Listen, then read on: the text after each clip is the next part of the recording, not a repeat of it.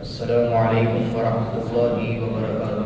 الحمد لله رب العالمين، والصلاة والسلام على خاتم النبيين، ورضي الله عن أصحابه وآله أجمعين، ورحمة الله على التابعين وأتباع التابعين ومن تبعهم بإحسان إلى يوم الدين.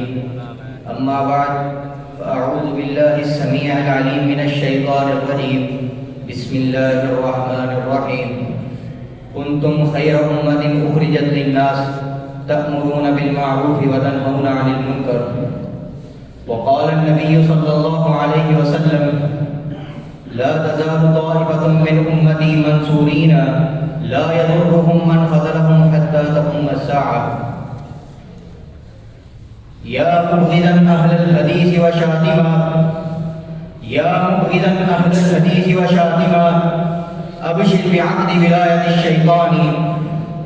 لائق توقیر و تکریم اساتذہ کرام اور اس مجمع عرفان میں سمارہ علم کے خوشہ جینوں، مسلک اہل حدیث اہل حق کا مسلک ہے، اہل دل کا مسلک ہے، اہل نظر کا مسلک ہے، اہل خبر کا مسلک ہے، اس بات و احقاق کا مسلک ہے، قاطعین شرک و بدعت کے نام بروں کا مسلک ہے، کیشور وحدانیت کے تاجوروں کا مسلک ہے. حضرات اہل حدیث نام ہے، سنت رسول کی عصمت کا، طریقے صحابہ کی عظمت کا، فقہائے حق کی ارفعیت کا، ابو حنیفہ اور شافعی کے اقوال کا، ابن حنبل اور مالک کے احوال کا، ابن تیمیہ اور ابن قیم کے کمال کا، خاندان ولی اللہ کے جاہ و جلال کا، حق کے شدائیوں کا، صرف سچ کے دائیوں کا. حضرات اس عظیم الشان جماعت کے متعلق کراچی کی ایک تکفیری اور خارجی قسم کی جماعت المسلمین کا سربراہ مسعود احمد پیر سے اٹھا اور کہنے لگا کہ اہل حدیث اور اس سیاست صفاتی اور القابی نام رکھنا جائز نہیں.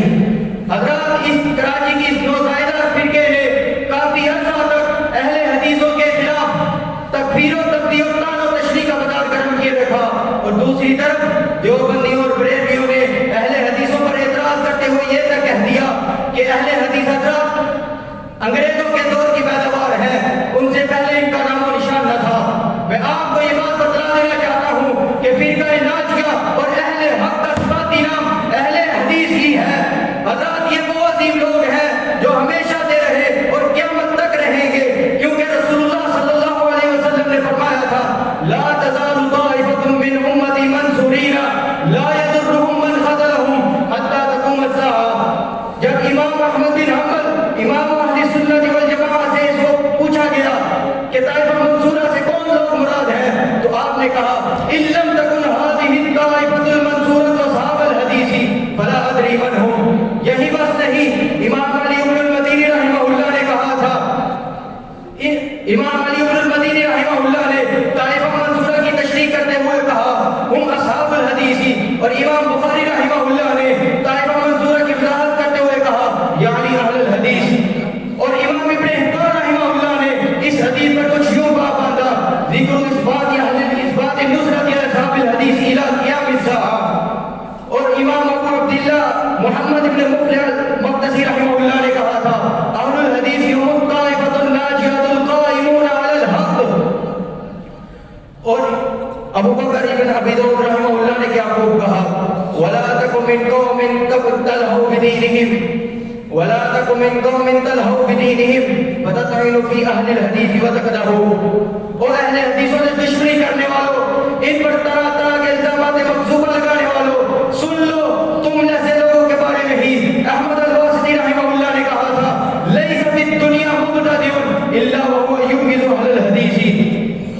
اب میں بریلوی اور دیوبندیوں سے یہ سوال پوچھنا چاہتا ہوں کہ 19ویں اور 20ویں صدی یعنی ہندوستان پر انگریزی قبضے کے دور سے پہلے کیا کوئی بھی بریلوی یا دیوبندی مسلک کا شخص موجود تھا؟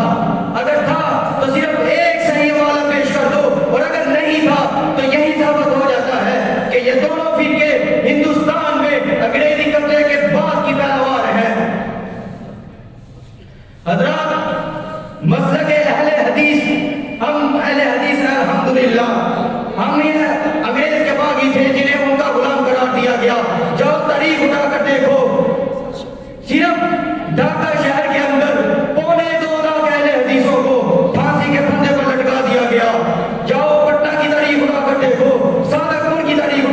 دیکھو انگریزوں کے خلاف اگر کوئی جماعت سینہ تان کر کھڑی رہی تو وہ اہل حدیثوں کی جماعت تھی. حضرات مسلک اہل حدیث لقد کان لکم فی رسول اللہ اسوۃ حسنۃ کے مصداق اور ما آتاکم الرسول فخذوہ کے استحقاق کا نام ہے. اہل حدیث نام ہے رسول اللہ صلی اللہ علیہ وسلم کے اقوال کا، آپ کے احکام کا، آپ کے ذیشان افعال کا، ختم نبوت کا، غیرت و حمیت کا، محمد صلی اللہ علیہ وسلم کی رسالت کے ہوتے ہوئے کسی کا سکہ نہ چلنے کا نام اہل حدیث ہے. اہل دل، اہل نظر، اہل خبر اہل حدیث. اہل دل، اہل نظر، اہل خبر اہل حدیث. کیشور وحدانیت کے تاجور ہے اہل حدیث. گمراہی کے ہر دور میں، ظلمت کے ہر عہد میں، گمراہی کے ہر دور میں، ظلمت کے ہر عہد میں باطل کے خلاف سینہ سپر ہے اہل حدیث.